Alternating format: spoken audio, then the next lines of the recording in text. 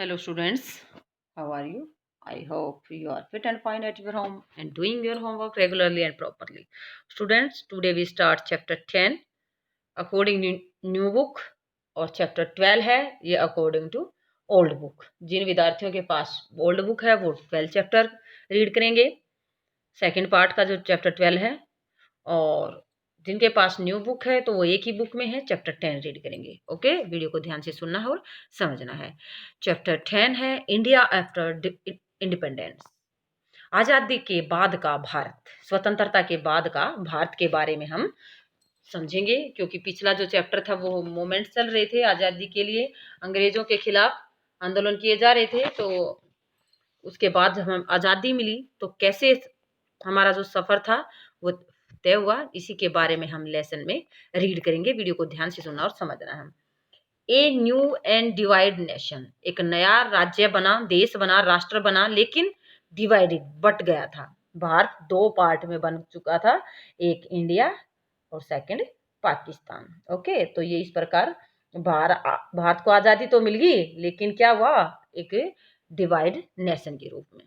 When India became independent in August 1947 में हम आज़ादी मिली. It faced a series of very great challenges, लेकिन इसके सामने बहुत सारी चैलेंजेस थी, चुनौती थी. आज़ादी के बाद as a result of the partition, बंटवारे के बाद 8 मिलियन रिफ्यूजीज यानी कि 80 लाख जो शरणार्थी थे, had come into country, Bharat देश के अंदर आ चुके थे, from what was now Pakistan, कहाँ से, जो अब पाकिस्तान है वहां से. These people had to be found homes and job, ये व्यक्ति अपने लिए घर और नौकरी ढूंढ रहे थे जो पाकिस्तान से आ गए थे. तो जो भारत का मैप है उसका जो ऊपर का पार्ट है ये क्या था, ये पाकिस्तान बन चुका था. तो इधर की जो जनसंख्या थी वो इधर इंडिया के अंदर आ चुकी थी, और यहाँ की जो मुस्लिम जनसंख्या थी वो किसकी तरफ, पाकिस्तान है. तो व्यक्ति, यहाँ के लोगों ने अपने घर छोड़ने पड़े और यहाँ के लोगों ने अपने घर छोड़ने पड़े. तो वहां जाकर क्या ढूंढे, घर और नौकरी, और इन्होंने यहाँ आकर क्या ढूंढे, घर और नौकरी. तो इस प्रकार जो प्रॉब्लम थी सबसे बड़ी ये थी रिफ्यूजी की, शरणार्थी की, कि जो लोग यहाँ से बाहर वहां से यहाँ आए थे. The people had to be found homes and jobs, then there was a problem of the princely states. तो उस समय एक सबसे बड़ी प्रॉब्लम थी, वो थी प्रिंसली स्टेट, रियासतें जो राज्य थी जिन पर राजाओं का शासन था. यानी कुछ स्टेट थे जिस पर ब्रिटिश का शासन था, अंग्रेजों का शासन था, उनसे तो हमें आज़ादी मिल गई, आज़ाद हो गए. लेकिन कुछ थे प्रिंसली, जो राजाओं के राजकुमार थे, जो राजा अब भी उन पर शासन कर रहे थे. कुछ ऐसे स्टेट थे भारत के अंदर, princely states. Almost 500 of them, यानी 500 से ऐसे रियासतें थी, ऐसे स्टेट थे जिस पर राजाओं का शासन था. ईच रूल बाय द महाराजा और नवाब, जिन पर शासन किया जाता है महाराज या नवाब के द्वारा. Each of whom had to be persuaded to join in new nation, उनको भी भारत के नए राज्य में राष्ट्र में शामिल करने के लिए मनाया जा रहा था, उनको भी भारत के अंदर शामिल होने के लिए कहा जा रहा था. प्रॉब्लम ऑफ द रिफ्यूजीज, और सबसे बड़ी प्रॉब्लम थी रिफ्यूजी की, शरणार्थियों की, of the princely state had to be addressed immediately. तो इस प्रकार जो शरणार्थियों की और रियासतों की समस्या थी उसको सॉल्यूशन करना बहुत ही जरूरी था. In the larger longer term, लंबे दौर से, new nation had to adopt a political system that would best serve the hope and expectations of its population. यहाँ जो नया राष्ट्र बना था, इसकी जो राजनीतिक सिस्टम था वो कैसी होनी चाहिए, कैसी बनानी चाहिए, जो यहाँ के लोगों की जो एक्सपेक्टेशन है, होप्स हैं, उम्मीद है, आशा है, इच्छा है, उनके अकॉर्डिंग काम को किया जा सके, इस प्रकार का पॉलिटिकल सिस्टम बनाया जाना चाहिए. तो ये कुछ समस्याएं थी कि कैसे शरणार्थियों को घर दिया जाए, नौकरी दी जाए, कैसे रियासतों को भारत राष्ट्र में मिलाया जाए, कैसे यहाँ की जो पॉलिटिकल सिस्टम है, राजनीतिक व्यवस्था है, उसको कैसा बनाया जाए कि यहाँ के लोगों की जो उम्मीदें हैं, इच्छाएं हैं, उसके अकॉर्डिंग काम किया जा सके. ओके, तो ये पिक्चर जो दे रखी है यहाँ पर देख सकते हैं हम, ये पिक्चर है महात्मा गांधी की, जो एस है, राख है, जो चिता के बाद बस्ती है, इमरज्ड इन इलाहाबाद, इलाहाबाद के अंदर उसको नदी में प्रभावित किया जा रहा है 1948 में. तो कैसे गांधी जी की डेथ हुई थी इसमें देखते हैं हम. Less than 6 month after independence, 1947 में हमें क्या मिली थी, आज़ादी मिली थी, लेकिन आज़ादी के 6 महीनों भी नहीं हुए थे आफ्टर इंडिपेंडेंस के 30 January 1948 Mahatma Gandhi was assassinated by fanatics Nathuram Godse. कट्टर जो विचारधारा वाले थे नाथूराम गोडसे ने महात्मा गांधी की हत्या कर दी। Because he disagree with Gandhi ji conviction, क्योंकि वह गांधी जी के विचारों से एग्री नहीं था, सहमत नहीं था। That Hindu and Muslim should live together in harmony. वह क्या मानता था कि हिंदू और मुसलमानों को इकट्ठे रहना चाहते थे, रहना चाहिए। कौन मानता था? नाथूराम गोडसे। वो हिंदू और मुसलमानों को अलग करने का रीजन किसको मानता था? महात्मा गांधी को मानता था। That evening stun nation hear Jawaharlal Nehru moving statement over all India radio. तो जो जवाहरलाल नेहरू जी थे, जो फर्स्ट प्राइम मिनिस्टर हमारे बने थे, आकाशवाणी उस टाइम पर जो रेडियो होता था उस पर भावुक भाषण देते हुए कहा था कि फ्रेंड्स एंड कॉमरेड्स, दोस्तों साथियों, light has gone out of our life, जो रोशनी हमारी लाइफ से गई है, and there is a darkness everywhere, चारों तरफ अंधेरा छाया हुआ है।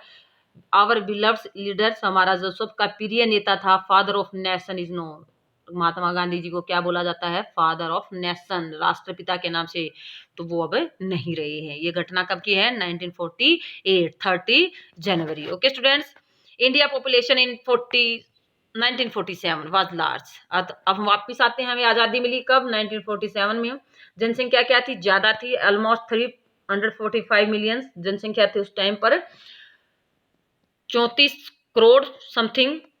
इट वाज ऑलमोस्ट डिवाइडेड, और यह आपस में बट भी चुकी थी आबादी। There were division between high caste and low caste. तो इस पर उस समय ऊंची जाति और नीची जाति भी बांटी जा चुकी थी।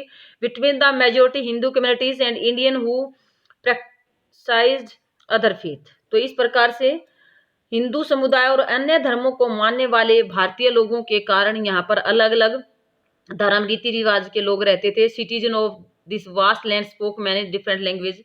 जो यहाँ के नागरिक हैं अलग अलग लैंग्वेज का यूज करते हैं। Many different kind of dress, अलग अलग प्रकार की वेशभूषा का यूज करते हैं। At different kind of foods, अलग अलग प्रकार का खाना खाते हैं। प्रैक्टिस्ड डिफरेंट प्रोफेशन, अलग अलग व्यवसाय करते हैं। How could they be made to live together in one nation state. तो इस प्रकार कैसे हम इस विविधता के होते हुए एक राष्ट्र राज्य के रूप में संगठित कर सकते हैं, कैसे एक राष्ट्र राज्य का निर्माण कर सकते हैं। इतनी सारी प्रॉब्लम होने के कारण, अलग अलग डाइवर्सिटी होने के कारण यहाँ कैसे एक राष्ट्र बनाया जा सकता है। To the problem of unity was added the problem of the development. तो यहाँ डेवलपमेंट की प्रॉब्लम के सामने सबसे बड़ी प्रॉब्लम क्या आ रही थी? एकता की समस्या। यूनिटी बनाए कैसे रख सकते हैं। At independence the vast majority of the Indian live in the villages. स्वतंत्रता जब हमें मिली, आज़ादी जब हमें मिली, ज़्यादा जनसंख्या कहाँ रहती थी? गांव में, विलेजेस में। फार्मर एंड फिशर्स, जो किसान थे, dependent on the monsoon for their survival. अपनी फसल के लिए, अपने जीवन के लिए वो किस पर डिपेंड रहते थे? मानसून पर। So did the non farm sector of the rural economy for it if the crops fail, barber, carpenter, weaver and other service group would not get paid for their service either। तो अगर अच्छी सी बारिश नहीं हुई और अच्छी सी फसल नहीं हुई, तो जो अगर फसल चौपट हो गई, कुछ खराबी आ गई, तो जो दूसरे काम करने वाले थे, जैसे बार्बर थे, कारपेंटर थे, वीवर थे, या दूसरी सेवाएं करने वाले थे, उनकी आमदनी को भी संकट हो जाता था, यानी कि उनकी भी आमदनी नहीं हो पाती। सारी डिपेंडेंस किस पे थी? खेती पर थी, एग्रीकल्चर पर थी। इन द सिटी, शहरों के अंदर factory worker lived in the crowded slums. जो फैक्ट्री में काम करने वाले लोग थे वो झुग्गी झोपड़ियों में रहते थे, भीड़ भरे एरिया में। With little access to education and health care, बिना एजुकेशन के, बिना स्वास्थ्य की सुविधाओं के वो वहां पर रहते थे। Clearly the new nation had to lift it masses out of the poverty by increasing the productivity of agriculture and by promoting new job creating industry. तो इस प्रकार भारत को एक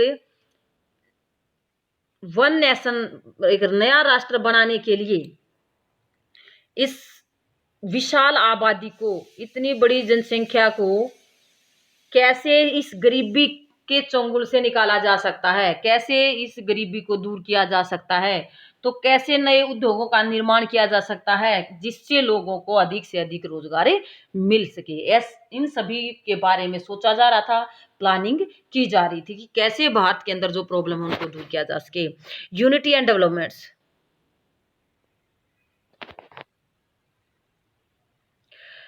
एकता और विकास had to go hand in hand, एक साथ चलना था, एकता भी बनाए रखनी थी और विकास भी करना था देश का, इन दोनों बातों को साथ साथ चलाया जा रहा था। If the division between different section of India, अगर अलग अलग जो वर्ग है भारत के अंदर, उनमें अगर मतभेद हो गया तो उन मतभेदों को दूर नहीं किया गया तो they could result in violent and costly conflict, तो इस प्रकार हमारे बीच में, लोगों के बीच में टकराव हो सकते हैं और समस्याएं खड़ी हो सकती हैं। High caste fighting with low caste, high caste के लोग किसके साथ फाइटिंग करे थे? लो कास्ट के लोगों के साथ। हिंदू विद मुस्लिम, तो इस प्रकार आपस में लोगों में टकराव था। At the same time if the fruits of economic development did not reach the broad message of the population, अगर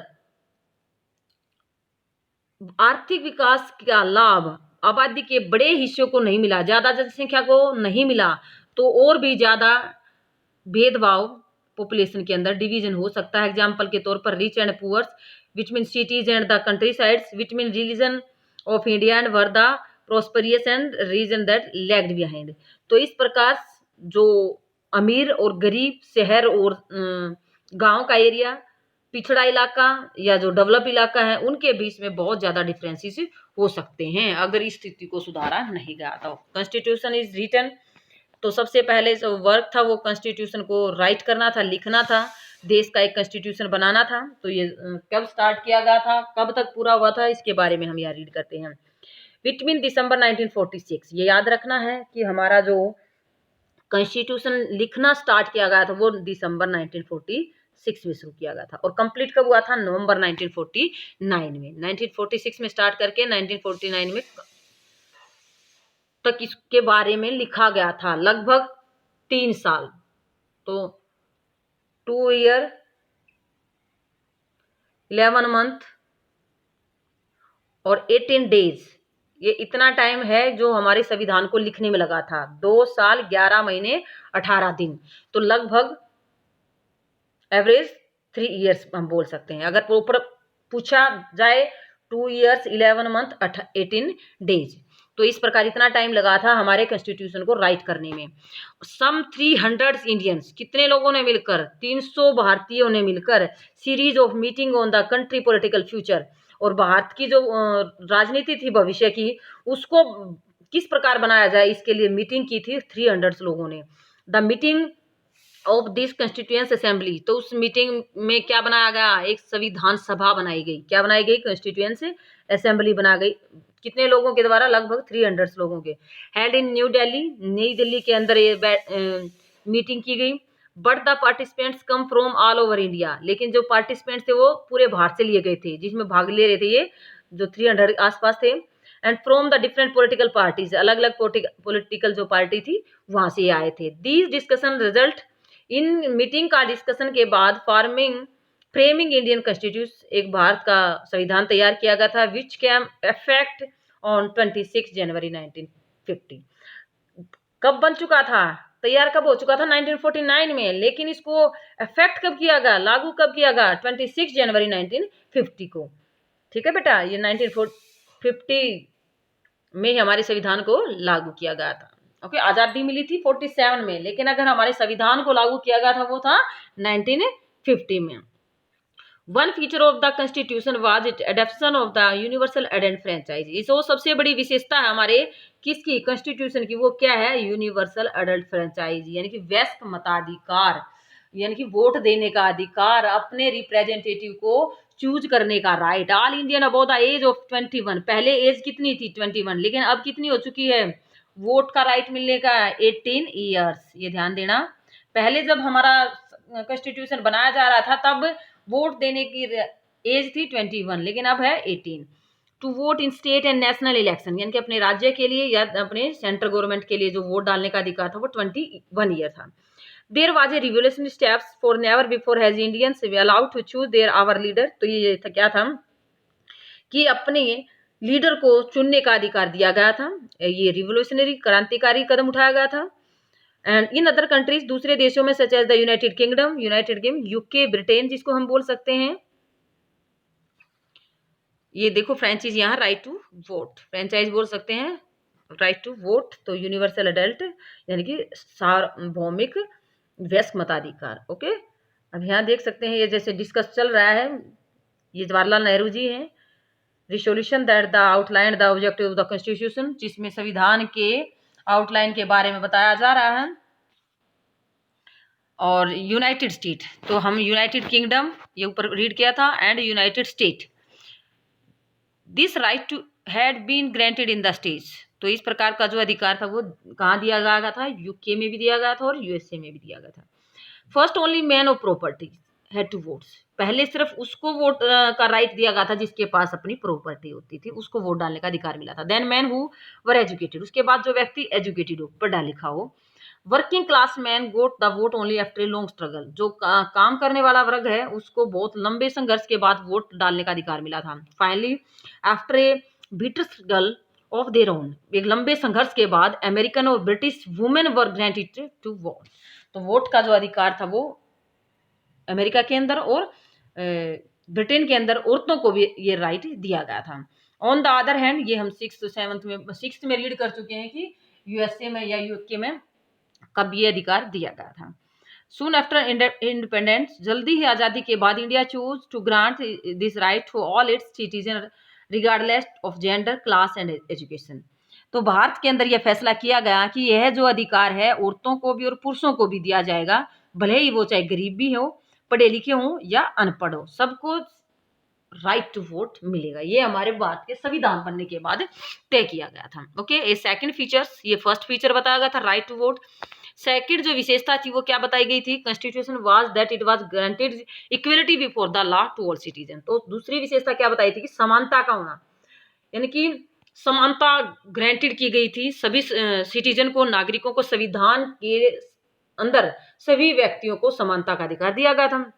regardless their caste of religion affiliation, तो वो बिना किसी धर्म या किसी जाति का भेदभाव किए सबको समानता का अधिकार। There were some Indian who wish that the political system of a new nation based on Hindu ideals, कुछ लोगों का मानना था कि जो भारत का संविधान बनाया गया है वो हिंदू आदर्शों पर आधारित हो। But they pointed to the example of Pakistan, a country created explicitly to protect and further the interest of a particular religion, communities, Muslims. However, the Indian Prime Minister Jawaharlal Nehru was the opinion that India could not and must not become a Hindu Pakistan. तो कुछ लोगों का क्या विचार था कि हम हिंदू धर्म के आदर्शों पर बनाया जाए, लेकिन भारत को एक हिंदू देश घोषित किया जाए, यानी कि हिंदू धर्म है तो हिंदू देश घोषित किया जाए। इस बात के समर्थन में एक एग्जाम्पल यहाँ देते हैं, जो पाकिस्तान बनाया गया था। पाकिस्तान के बनाने के बाद एक खास समुदाय था जो मुसलमानों के इंटरेस्ट में की रक्षा के लिए किया जाए, सिर्फ मुसलमानों की रक्षा की जाएगी पाकिस्तान में, ऐसा कहा गया था। लेकिन भारत के जो प्राइम मिनिस्टर थे नेहरू जी, उन्होंने कहा कि हम हिंदू पाकिस्तान नहीं बन सकते और न ही हमें बनाना चाहिए, हम सिर्फ अपना देश बना रहे हैं, हिंदू पाकिस्तान नहीं बनाएंगे, वो मुस्लिम पाकिस्तान हो जाएगा, ये हमारा हिंदू पाकिस्तान नहीं बना सकते। ओके, लेकिन कुछ लोगों का विचार था हिंदू बनाना। Beside Muslims, India also had a large population of Sikh Christian. मुसलमानों के अलावा भारत की जनसंख्या में सिख भी थे, क्रिश्चियन भी थे, as well as many Parsi भी थे और जैन धर्म के लोग भी थे। अंडर द न्यू कॉन्स्टिट्यूशन, नए संविधान के according, they would have the same right as Hindu, इन सभी को हिंदुओं के अनुसार जो हिंदुओं को राइट मिले वो इनको भी मिलेंगे। सेम अपॉर्चुनिटी, सबको सेम अवसर मिलेंगे। When it come to seeking job in government, सरकारी जॉब के लिए जब ये कभी जाएंगे, द प्राइवेट सेक्टर में जाएंगे, same right before the law, सब कानून के सामने बराबर हैं। ये थर्ड फीचर क्या बताइए? फीचर बताई जा रही है हमारे संविधान की। फर्स्ट क्या बताया जा रहा था कि वोट डालने का अधिकार। सेकंड क्या बताया गया था? इक्वलिटी का राइट। थर्ड बताया जा रहा है constitution was that is offer special privileges of the poorest and most disadvantage, यानी कि जो सबसे गरीब व्यक्ति हैं उनको, या डिसएडवांटेजेस, कुछ लोगों को जो सुविधाएं डिसएडवांटेजेस हैं उन लोगों को कुछ विशेष स्पेशल प्रिविलेजेस देना, विशेष सुविधाएं देना, जैसे गरीब लोगों को, जैसे जिनकी संख्या कम है, अल्पसंख्यक लोगों को कुछ विशेष सुविधाएं दी जाना, ये हमारे संविधान की विशेषता थी। ओके, अब हम देखते हैं प्रैक्टिस ऑफ द अनटचेबिलिटी, यानी कि जो छुआछूत का पहले बीमारी थी कि अपने हाई कास्ट वाले व्यक्ति लो कास्ट के लोगों को अपने घर की किसी भी चीज को छूने नहीं देती थी, तो ये हाई कास्ट और लो कास्ट के डिफरेंस को कम करने के लिए यहाँ अनटचेबिलिटी को खत्म किया गया। डिस्क्राइब सलर and a blot, on the fair name of India. तो इसमें क्या बताया गया कि भारत के सम्मान में, fair name of India, Bharat का जो सम्मान है उसमें सलर ए ब्लॉट, यानी जो कलंकित करने वाला है, जो ये अनटचेबिलिटी जिससे भारत पर कलंक लगाया है कि भारत में ऊंच और नीचे गरीब या अमीर लोगों के बीच में जो डिफरेंस है उसको खत्म किया जा सकता है। Hindu temple previously open to only higher caste, पहले सिर्फ हाई कास्ट के लोग टेम्पल में जा सकते थे। वर थ्रोन ओपन टू ऑल, अब वो सब के लिए ओपन किए जा रहे हैं, इंक्लूडिंग द फॉर्मर अनटचेबल, क्योंकि जो अनटचेबल है उसको खत्म कर दिया, छुआछूत का जो बीमारी थी उसको खत्म कर दिया, छुआछूत की जो रिवाज थी उसको खत्म कर दिया। आफ्टर ए लॉन्ग डिबेट्स, लंबे डिबेट्स के बाद constitution assembly also recommended that a certain percentage of seat in legislatures as well as job in governments and be reserved for a member of the lowest caste. तो यहाँ जो संविधान सभा थी उसके अंदर काफी डिस्कशन होने के बाद यहाँ दिया गया कि कुछ सीटों को रिजर्व दिया जाएगा, रिजर्वेशन दिया जाएगा ये लेजिस्लेचर विधानसभा के अंदर, जॉब्स के अंदर जो सरकारी जॉब्स होंगी उनमें ये क्या दिया गया, रिजर्वेशन दिया गया। किसको? लोएस्ट कास्ट, नीचे की जो कास्ट है उसको। It had been argue by some that the untouchable as they were as known. तो इसमें कुछ लोगों की दलील थी कि अछूत जिन्हें हम हरिजन कह सकते हैं, यानी कि अछूत लोग या लो कास्ट के लोगों को क्या कहा जाता था, हरिजन कहा जाता था। Candidate did not have good enough grade to get into a prestigious Indian administrative service. तो इसमें क्या कुछ लोगों का ये भी मानना था कि जो कैंडिडेट्स जिसके पास अच्छे अंक नहीं हैं या उसकी जो एजुकेशन भी अच्छी नहीं है, फिर भी वह कहाँ पर, इंडियन एडमिनिस्ट्रेटिव सर्विस में नौकरी प्राप्त कर सकता है। But as a member of the constitution assembly, एक जो संविधान सभा का मेंबर थे H.J. खांडेकर, उसके द्वारा ये कहा गया था कि जो it was the upper caste who were the responsible for the Harijan being unfit today addressing his more privileged colleagues, Khandekar said. तो खांडेकर के द्वारा कहा गया कि जो लो कास्ट के लोगों की कैपेसिटी नहीं है तो ऊंची जातियां जिम्मेदार है, कि जो लो कास्ट के अंदर कोई काम करने की कैपेसिटी नहीं है, कैपेबिलिटी नहीं है, तो इसके लिए क्या हाई कास्ट जिम्मेदार है।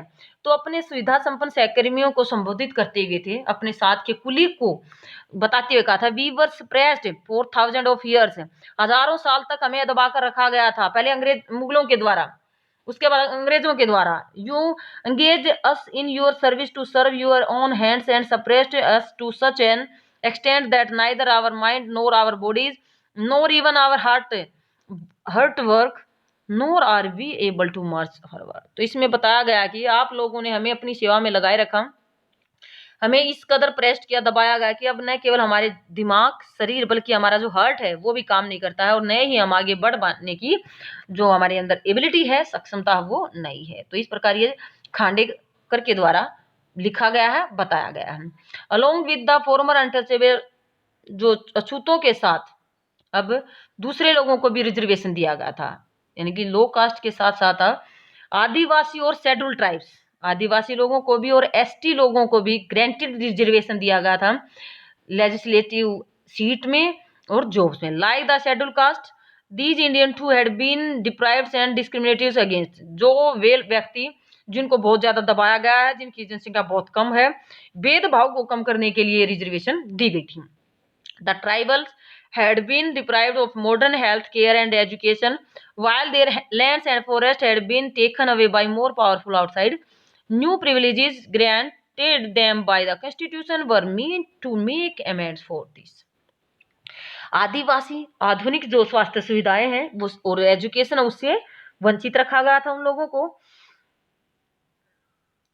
और जो शेड्यूल कास्ट है उनको भी इन सभी सुविधाओं से वंचित किया गया था, शिक्षा से या स्वास्थ्य सुविधाओं से। उनके पास जो लैंड्स हैं या फॉरेस्ट का जो पार्ट है, कुछ पावरफुल लोगों के द्वारा उनके लैंड पर कब्जा कर लिया गया था। तो संविधान के अंदर नई अधिकार दिया गया उनको उनकी स्थिति में सुधार लाने के लिए, जो रिजर्वेशन उनको दिया गया था उनकी स्थिति में सुधार लाने के लिए। The constitution assembly spend many days, संविधान जो सभा के द्वारा कई साल या काफी समय था वो स्पेंड किया था, discuss the power of the central governments, यानी कि जो सेंट्रल गवर्नमेंट के पास है, केंद्र सरकार के पास जो पावर है वो कैसी होनी चाहिए। दोज ऑफ स्टेट गवर्नमेंट्स, यानी कि राज्य सरकार के पास कैसी पावर हो और जो सेंट्रल गवर्नमेंट है उसके पास कैसी पावर हो। Some member thought that the central interest should be foremost, तो कुछ जो सदस्य थे उनका मानना था कि जो सेंट्रल गवर्नमेंट है वो पावरफुल होना चाहिए। ओनली स्ट्रॉन्ग सेंटर, वो जो सेंटर है वो स्ट्रॉन्ग होना चाहिए। It was argue would be in the position of think that plan for the well being of the country as a whole. तो इस प्रकार, लेकिन कुछ तो जो सेंटर को पावरफुल बनाना चाहते थे वो चाहते थे कि तभी हम पूरे देश की उन्नति के लिए सोचने और योजना बनाने की सक्षम हो कर सकेंगे जब हमारा सेंटर क्या होगा, पावरफुल होगा। लेकिन जो member of Meesho fair that under the present system, तो कुछ दूसरे मेंबर थे उनके अंदर ये डर था कि जो प्रेजेंट सिस्टम चल रहा है, democracy is centred in Delhi, it is not allow the work in the same scenes and separate in the rest of the country. तो उसने कहा कि जो लोकतंत्र है वो दिल्ली में केंद्रित हो जाएगा और बाकी का जो स्टेट है वो पूरी तरह से साकार नहीं हो पाएंगे, यानी उनकी पूरी तरह से पार्टिसिपेशन नहीं हो पाएगा, भागीदारी नहीं हो पाएगी। ये member of the Madras state, एक मद्रास का जो सदस्य था उसका क्या कहना था कि initial responsibility for the wellbeing the people of the province should rest with the provincial governments. ये मद्रास का एक सदस्य था, ये मेंबर ऑफ द मैसूर का पहले बोला गया था, ये मद्रास का एक मेंबर है जिसके द्वारा क्या कहा गया था कि इनिशियल, कि जो राज्य के स्तर पर लोगों को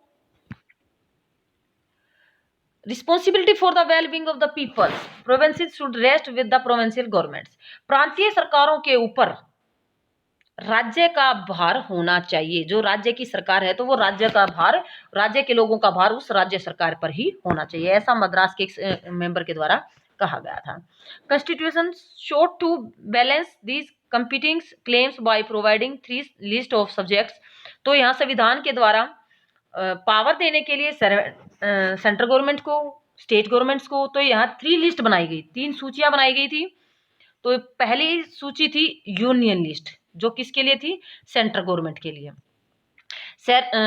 with subject such as tax, defence, foreign affair, तो इसमें कुछ विषयों को रखा गया था जिसमें टैक्स आता है, सुरक्षा आती है, या जो फॉरेन अफेयर्स हैं, विदेशी मामले हैं, वो किस में रखे गए थे, यूनियन लिस्ट में। ये यूनियन लिस्ट पर काम कौन करेगी, सेंट्रल गवर्नमेंट करेगी। दूसरी जो लिस्ट है उसमें क्या बताया गया था, which would be exclusive responsibility of the centre, ये इस पर काम करना किसका रिस्पॉन्सिबिलिटी होगी, सेंट्रल गवर्नमेंट की। एज ए स्टेट लिस्ट, दूसरी लिस्ट क्या है, स्टेट, पहली क्या है, union list. Subject such as education, health, तो जिसमें शिक्षा और स्वास्थ्य से रिलेटेड जो रिस्पॉन्सिबिलिटी होंगी वो स्टेट गवर्नमेंट की होगी। Take care of principally by the state, जो किसका काम होगा इस पे ध्यान रखने का, स्टेट गवर्नमेंट का। एक कंकरेंट लिस्ट, तीसरी है समवर्ती लिस्ट, पहली केंद्र सूची बोल सकते हैं, दूसरी राज्य सूची, तीसरी समवर्ती सूची। तो under which subjects such as forest और एग्रीकल्चर, इसमें जो फॉरेस्ट से रिलेटेड या एग्रीकल्चर से रिलेटेड जो वो सब्जेक्ट रखे गए थे जिस पर सेंटर और state would have joint responsibility, जिसके लिए सेंट्रल गवर्नमेंट्स और राज्य गवर्नमेंट्स दोनों ही रिस्पॉन्सिबल होंगी, उत्तरदायी होंगी। तो ये 3 जो लिस्ट है इसको ध्यान से पढ़ना है, ध्यान से समझना है। तो 3 लिस्ट के बारे में यहाँ union list, second is state list और थर्ड इज कंकरेंट लिस्ट। तो इनके क्या सब्जेक्ट हैं इसको भी अच्छी तरह से समझना। Another major debates in the constituent assembly concerns language, तो जो दूसरा डिबेट का सबसे महत्वपूर्ण कारण था वो थी लैंग्वेज, यानी कि भाषा का। लोग अलग अलग भाषाओं का यूज करते थे पूरे भारत के अंदर। Many member believe that the English language should be leaves India with the British rulers, तो कुछ लोगों का मानना था कि अंग्रेजों के साथ अंग्रेजी भाषा को भी हमें विदा कर देना चाहिए, अंग्रेजी लैंग्वेज का यूज नहीं करना चाहिए। And it place they argue should be taken by Hindi, और उसकी जगह पर हमें हिंदी रख लेनी चाहिए। How ever those who did not speak Hindi were of different opinion, लेकिन जो हिंदी का प्रयोग नहीं करते थे, कुछ स्टेट के अंदर हिंदी का प्रयोग नहीं किया जाता था, उनको डिफरेंट ओपिनियन रखा गया। Speaking in the assembly, assembly में कहा गया टी कृष्णा माचारी, तो जो कृष्णामाचारी थे ये convey A warning on behalf people of the south, south के लोगों के आधार पर कह रहे थे, क्योंकि साउथ के लोग इंग्लिश का प्रयोग करते थे। Some of whom threatened a spread from India if Hindi was imposed on them.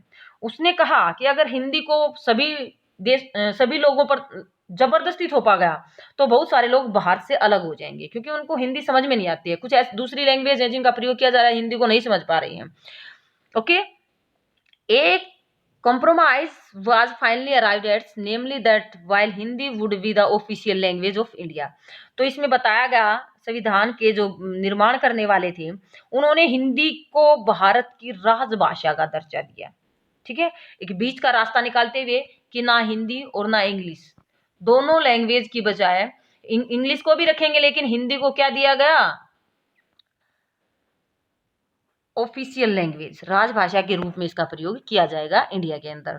English would be used in courts, English का भी यूज किया जाएगा कोर्ट में, सर्विस में, कम्युनिकेशन में, between one state to another.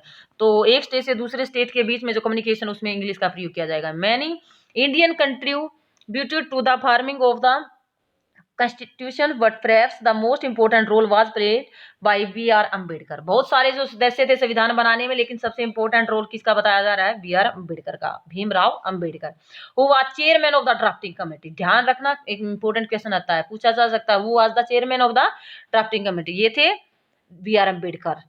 Document was finalized in, उसके द्वारा checking के बाद इसको फाइनल किया गया था, हमारा जो संविधान बनाया गया था। In his final speech to the constituent assembly, उसके द्वारा जो लास्ट की आखिरी स्पीच दी गई थी, doctor Ambedkar pointed out that the political democracy had to be accompanied by the economy and social democracy। Bhimrao Ambedkar के द्वारा जब बताया गया कि राजनीतिक लोकतंत्र के साथ साथ आर्थिक और सामाजिक लोकतंत्र भी जरूरी है, पॉलिटिकल डेमोक्रेसी के साथ साथ इकोनॉमिक और सोशल डेमोक्रेसी भी जरूरी है। Giving the right to vote would not automatically lead to the removal of other inequalities. सिर्फ राइट का वोट का राइट देना, वोट डालने का अधिकार देना काफी नहीं है कि जो दूसरी इनइक्वालिटी है, दूसरी असमानता है, वो खत्म हो जाएंगी। बिटवीन रिच एंड पुअर, अमीर और गरीब के बीच में, बिटवीन अपर एंड लो, ऊंची जाति और छोटी जाति के बीच में। But with the new constitution he said, उसने नए संविधान के साथ कहा कि India was going to enter into a life of constructions. तो उसने कहा कि भारत एक नए युग में प्रवेश करने जा रहा है। किसके द्वारा बताया जा रहा है, ये भीमराव अंबेडकर के द्वारा। In politics we will have equalities, इसकी जो राजनीति में सब समानता है। Social and economic life we will have equalities, लेकिन सामाजिक और आर्थिक जीवन में असमानता की राह पर चलेंगे। इन पॉलिटिकल जो राजनीति है, we will be recognising the principle of one man who vote and one value. इसमें बताया गया कि एक व्यक्ति की जो वोट डालने का वैल्यू है वो एक ही वैल्यू होगी, वोट की दो वैल्यू नहीं होगी। In our social and economic life, लेकिन हमारे सामाजिक और आर्थिक जीवन में, we shall by reason of our social economic structure continue to deny the principle of one man and one value. तो इसमें बताया गया कि सामाजिक और आर्थिक रूप में जीवन में एक व्यक्ति एक मूल्य के सिद्धांत का निषेध करते रहेंगे, यानी कि एक व्यक्ति की एक वैल्यू नहीं हो सकती, वो अपनी वैल्यू बढ़ा भी सकता है, लेकिन वोट की वैल्यू है वो एक ही रहेगी। ओके स्टूडेंट्स, बाद में हम यहाँ कैसे स्टेट बनाए गए थे इसके बारे में रीड करेंगे, वीडियो ज़्यादा बड़ी हो जाएगी। आज हम इतना ही करते हैं, वीडियो को ध्यान से सुनना है, समझना है। ओके बेटा, थैंक यू।